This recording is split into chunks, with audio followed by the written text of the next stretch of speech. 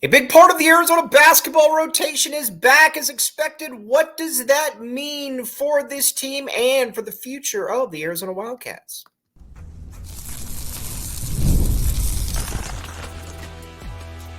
You are Locked On Wildcats, your daily podcast on the Arizona Wildcats. Part of the Locked On Podcast Network, your team every day.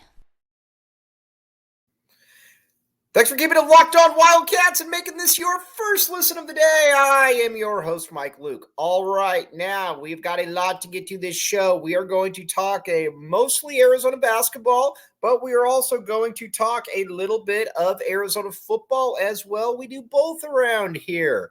But first, as we've been telling you for quite a while, KJ Lewis is back. This is a very, very good thing for Arizona fans because KJ Lewis, first and foremost, is good. He is just kind of going back and looking at it. This is a guy that was, I think, very, very underappreciated by the national folks coming out of high school. Should have been a five-star kid. And at the very least, should have been a high 4-star because he's got the body type, he's got the strength, he's got the athleticism, he's got the nose for the basketball. Just an overall fantastic player. And I think a lot of people were a little bit surprised that he was able to force his way into the lineup so early. But he's really good, and that's what good players do.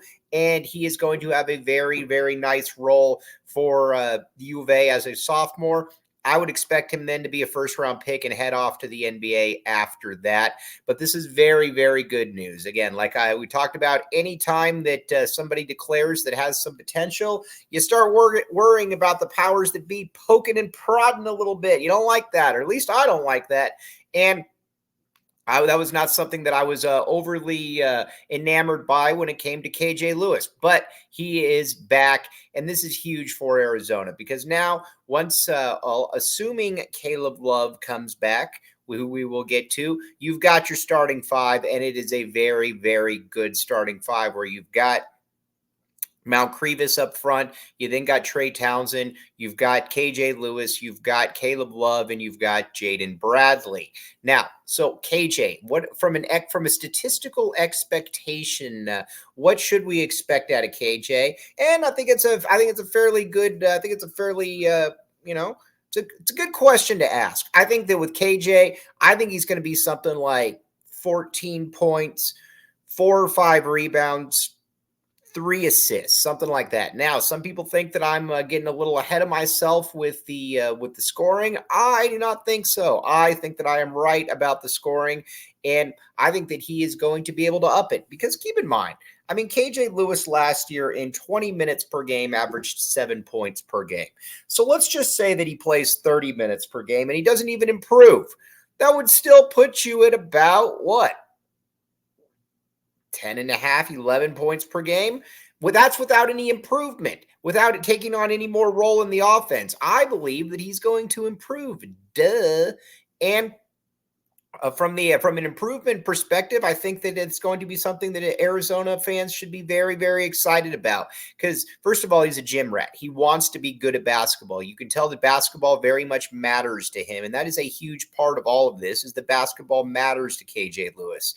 And he should be able to put up a decent amount. He should be able to put up a decent amount of points, I believe, just off, last year he got all of his points generally from being at the right place at the right time, attacking the basket, doing a variety of different things that, are conducive to scoring.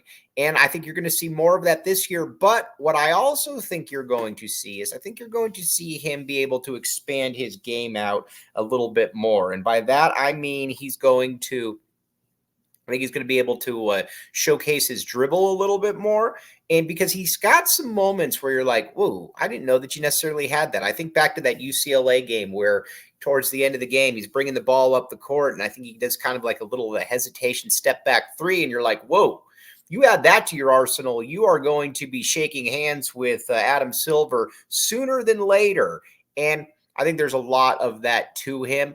And when you look at his shooting touch as well, he has got a solid stroke. This isn't something where it's like a Mustafa Shakur thing where, it looks like he's shooting the ball from his knees and it's like, kind of like wrapping around or whatever. There's really none of that. So you've got to, and again, he's going to work really hard. And the other thing too, basketball is generally something that you can tell that he values, that that's a big part of his life. And a lot of times, with kids like that, it's not necessarily something that is huge for them. It's something they do because they're good, but that's kind of the extent. He wants to excel at basketball. And I think that is a very, very big part of all of this, is that he wants to excel at becoming a better basketball player. So that is what I think you're going to see. And plus, he is going to be very, very, very well needed in the Big 12. Listen, going in next year into the Big 12, it's an entirely different set of circumstances in that. First of all, I do think, and I think it's fair to say, that the Pac-12, I do think with basketball, got a little bit underrated over time, because every single year you would hear about how bad the Pac-12 was from the national media folks, and then you would have 3 teams in the Sweet 16 or whatever the case may be. I mean, heck, I think, 3 years ago, you had 3 teams in the Elite 8, but that's much of the national media driving the narrative, and I think neither one of those are necessarily true. But the Big 12 is entirely different. Kansas is going to be the preseason number 1 team in the country. And I think you could probably make the case under Bill Self that Bill Self and Danny Hurley are pretty much the gold standard when it comes to college basketball, and what, from a consistency, from a, championship, from a roster construction, it's Bill Self and it's Danny Hurley. And then I think there's kind of everybody else out there, but it's obviously Kansas is at the apex of that. And Kansas has been able to bring in a lot of really good players. Kansas is also very, very tough though. You watch Kansas and you know that, man, there is a level of, just understanding of what it takes to win. And that's something that I think comes from Bill Self. Then you look at the rest of the conference, and these are all, stop me if you've heard this before, these are all big physical teams. Houston, very much the same way. Houston's not going to ever, blow the doors off from a scoring perspective, but Houston is going to be a very, very good team because of their physicality and what they bring to the table. So there's obviously that. And then, with Bill Self and Kelvin Sampson, these guys aren't going anywhere for a couple years. That's for sure. So you got to look at both those programs and say, man, all right, those are probably schools that are going to be a real force to be reckoned with for the next 3, 4, 5 years, however long those coaches are there. Then you've obviously got Scott Drew at Baylor as well. Another one. Stop me if you've heard this before. Physical. He's got a loaded roster coming back, and what Scott Drew has been able to do is he's been able to recruit a lot of high caliber players that fit in very nicely to what he wants to do. Drew is a beast, and his teams, from a defensive perspective, although it wasn't really that way this year, are very, very good. That if you're going to play a game in Waco, that is probably going to be a slugfest. And obviously, like Kansas, that's another school that has won a national championship in the last 5 years. Then Iowa State, also very physical. Obviously, TJ Otzelberger, I think I'm pronouncing that right. They've got one of the toughest home court advantages in the entire country. And there is a reason that they are so good. It's because they are physical as well. So you need as much physicality from your players as you can possibly get. And KJ Lewis is at the very front of that physicality list. He fits in very well with what Arizona wanted to do.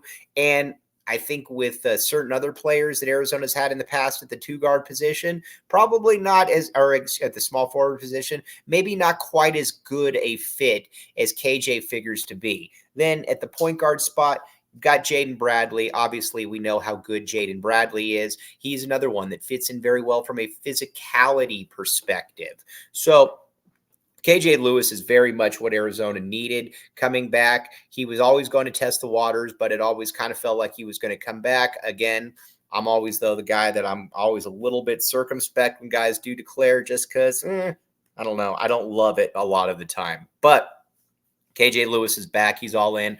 I would expect this next year to be his last year at the U of A. And then I think that he is going to, he'll probably, he's going to, I would imagine, move on to the NBA because he is certainly an NBA talent. And not only is he an NBA talent, I think that he can be a long-term starter in the league. This was one of those situations, though, where, to make dollars, you got to make sense. And I think KJ Lewis did exactly that. Now, we're going to get to the rest of this and the next domino to fall. But first, eBay Motors. Well, let's just make sure here. eBay Motors, my friends. eBay Motors. Yes, that is it. eBay Motors. All right. Now, everybody in this day and age, you're tired of getting screwed over by a mechanic, or you go in there and you're like, man, this doesn't feel right. This feels like I'm paying too much. Well, guess what? You probably are paying too much if you think you're paying too much. eBay Motors is here to say, let us help you. Millions of parts for your MVP. Win every time with parts that fit your ride. And again, like I always say, cut out the middleman. Get rid of the middleman. You can be the middleman, and then you can bring in things yourself. So again, check it out. eBay Motors, millions of parts for your MVP. Win every time with parts that fit your ride. eBay Motors.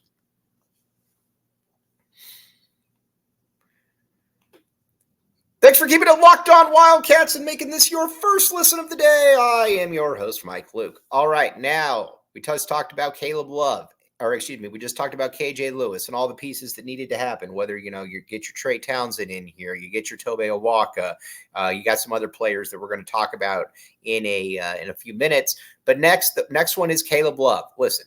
I like Caleb Love a lot. I get that Caleb Love didn't really play great basketball to end last season. I get all that. But he was also the conference player of the year, and he was I think it's hard to sit there and say that it wasn't a good individual year out of Caleb Love. And I think Tommy Lloyd, some of the stuff that Tommy Lloyd talked about that he wanted, he was able to certainly get out of Caleb Love. Now, I think there's a next level that Caleb Love can reach. He got that field goal percentage into that 42, 43% realm. How about now get that into the 46 realm? Something like that. 45 maybe.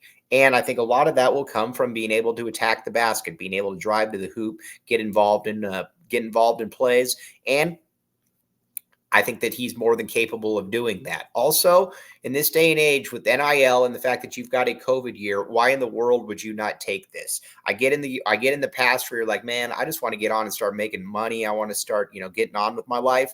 But there's really no reason to be in that hurry anymore, because you can come back and get six figures. You can come back and get $400,000, $500,000, whatever the case may be, and make some really, really good money in the process. And especially if you're not necessarily an NBA guy, which I don't know that he is, why not come back and enjoy that last year? Again, the U of A coaching staff loves him. He liked being here. And he's at a position of need for Arizona. It makes total sense for Caleb Love to come back to the U of A. I would expect that to be announced here sooner than later.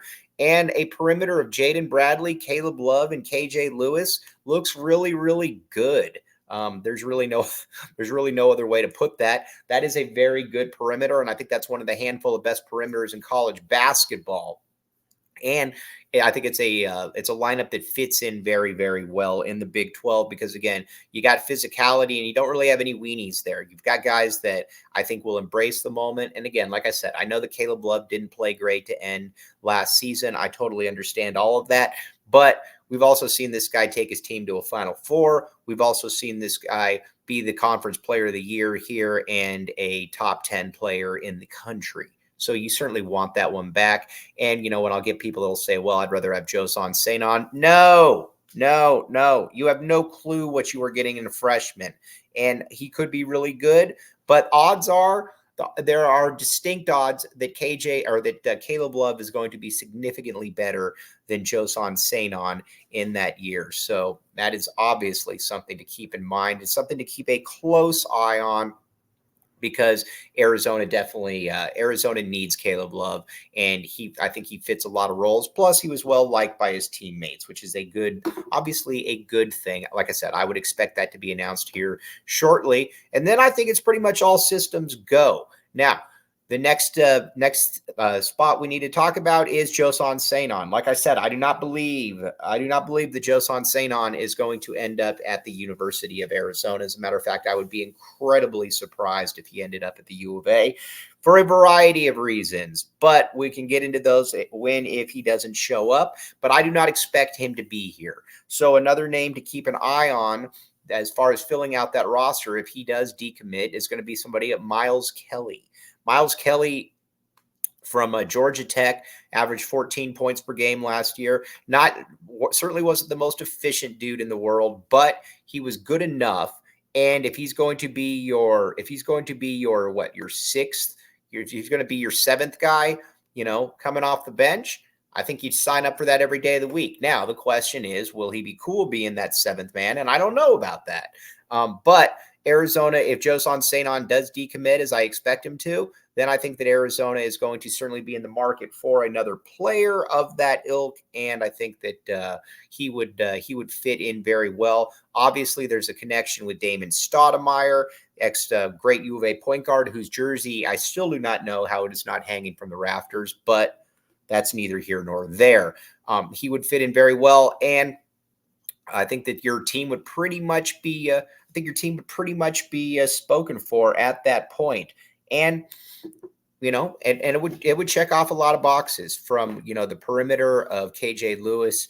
The starting lineup would be fantastic. You would have Joson Sainon. You would have Jaden Bradley, KJ Lewis, and Caleb Love. Then you would have Trey Townsend, and you would have Mount Crevis. Then you would have Tobe Awaka. You would also have Del Orso. You could Carter Bryant.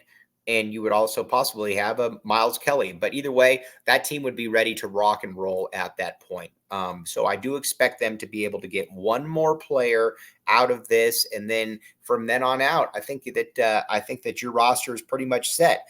And I think it's a top 10 roster. It's probably not a top 5 roster, but I think it's probably pretty close to a top 10 roster. And I think at that point, if you're Arizona, you feel with Tommy Lloyd, it's pretty much game on. You can go from there. You can figure out exactly what you're going to do, but it's pretty much game on. So we will, like I said, we will find that one out. But I think you got to feel pretty good about things. And like I said, I would expect Arizona to be able to have a backup plan in case Joson Sainon does decide to decommit, as I imagine that he is going to. Okay, now let's talk a little bit about Arizona football recruiting here in a minute.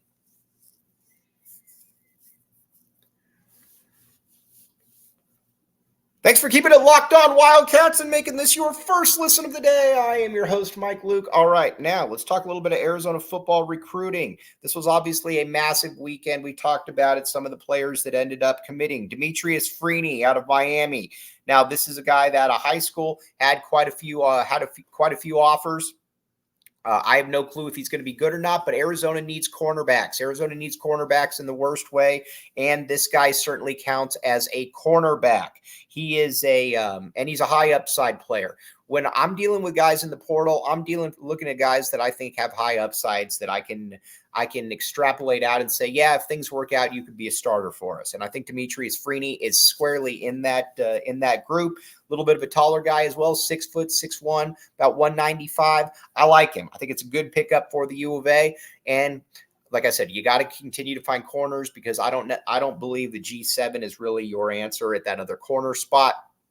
So Arizona's got to continue to find guys that can fit into that role. And I think that with Demetrius Freeney, he's got that potential. Now, is he going to be able to be that dude? I do not know, but he does have that potential. So again, that is a pickup that I like. Then after that, we talked yesterday about Lance Kennelly. Lance will not start at the U of A, but he will most likely be right in that rotation, kind of a Jeremy Mercier type, where you can play a little bit of linebacker, play a little bit of defensive end as well. He was a nice pickup, and we've been talking about it. Arizona needs depth. Arizona's got a good starting front four. You got to be able to get some more depth in there, and I think Kennelly is certainly helps there. Now, another one too, Jeremiah Patterson, a kid out of Union City, California, committed. not a super highly rated wide receiver, but Arizona's been looking for somebody since Kevin Green left to go along with Raymelo Murphy in that spot.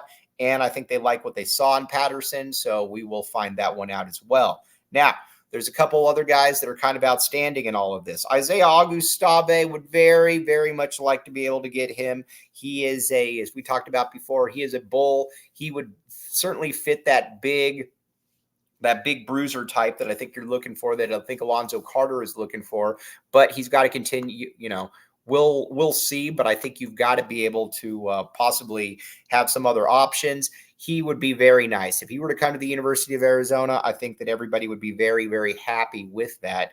And I think that he would be a nice fit here as that big back. And he'd probably be here a couple of years and then off to the NFL. He's somebody that has NFL capabilities. Make no mistake about it. He has got the potential to play in the NFL.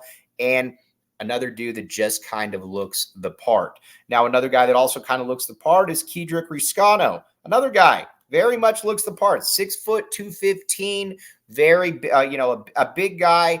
Also, similarly rated along with Augustave coming out, mid 4-star kid, went to the SEC. These guys are going to have a lot of different places, though, that are on them, especially now with Colorado being in the mix for needing a running back. These guys are going to be in there.